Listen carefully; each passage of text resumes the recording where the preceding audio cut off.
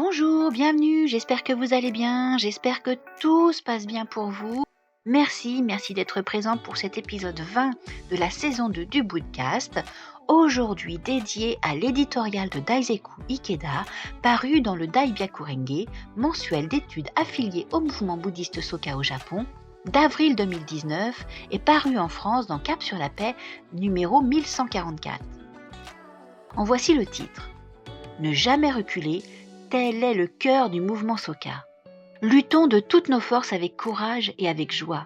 Tel était l'esprit indomptable avec lequel mon maître, le deuxième président de la Soka Gakkai, Josei Toda, relevait les défis les plus éprouvants. Même quand la situation semble désespérée, nous pouvons absolument trouver un moyen de la transformer en déployant des efforts courageux dans la foi qui s'appuient sur notre résolution de ne jamais reculer d'un seul pas. L'adversité peut devenir une force de création immense. En effet, à la réflexion, c'est au cours d'une période de lutte intense que M. Toda eut l'idée de fonder le journal Seikyo, le quotidien actuel de la Soka Gakkai. Nichiren Daishonin, le Bouddha de l'époque de la fin de la loi, explique que les efforts déployés pour réaliser Kozen-Rufu et pour établir l'enseignement correct pour la paix dans le pays représentent la grande lutte que les pratiquants du Sutra du Lotus engagent contre le roi démon.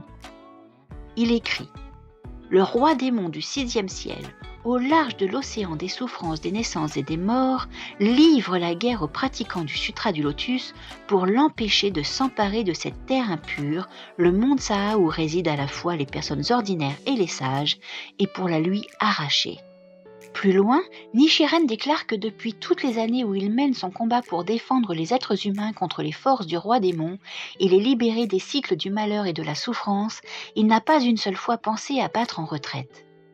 Nichiren transmet ce message crucial à l'une de ses disciples à qui il adresse, dans la même lettre, des éloges pour sa foi constante et son refus de battre en retraite à un moment où un grand nombre de ses disciples cédaient à la peur et abandonnaient leur foi au cœur des persécutions continues. Il écrit « Shakyamuni, Main Trésor et toutes les émanations du Bouddha dans les 10 directions connaissent certainement votre dévouement. » Il lui dit en substance « Vous pratiquez, comme moi, les enseignements du Sutra du Lotus avec un engagement indéfectible. » Je ne peux m'empêcher de voir dans ces mots un éloge pour tous les pratiquants de notre mouvement.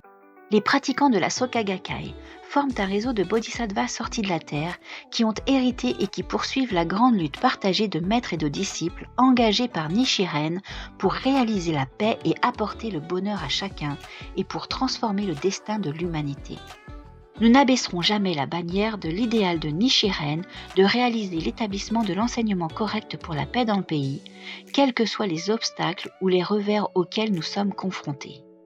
Si de puissants adversaires tentent d'entraver notre progression, nous, qui partageons le même esprit, le même vœu de Kozen-Rufu, nous unirons en rassemblant toutes nos forces et lutterons pour remporter la victoire sur chacun d'eux.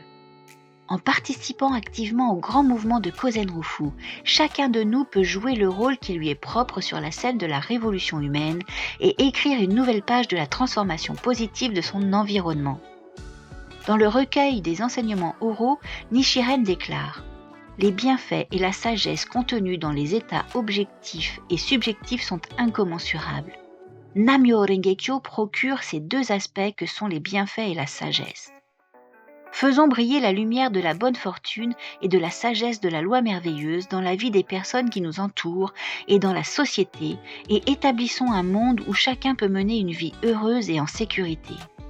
Ne jamais reculer, tel est le cœur du mouvement Soka. En nous fondant sur notre vœu commun du passé lointain, élevons la bannière de la victoire en souriant joyeusement sur le lieu de notre mission. Daiseku Ikeda. Édito avril 2019. J'espère que ça vous a plu, j'espère que vous irez découvrir les autres, j'espère que vous partagerez avec vos amis, j'espère beaucoup de choses. Vraiment, n'hésitez pas à venir nous retrouver sur toutes les plateformes de streaming audio, à venir nous retrouver sur YouTube, abonnez-vous, activez la cloche, partagez autour de vous, vraiment. Et je vous dis à très vite pour l'épisode prochain. Au revoir.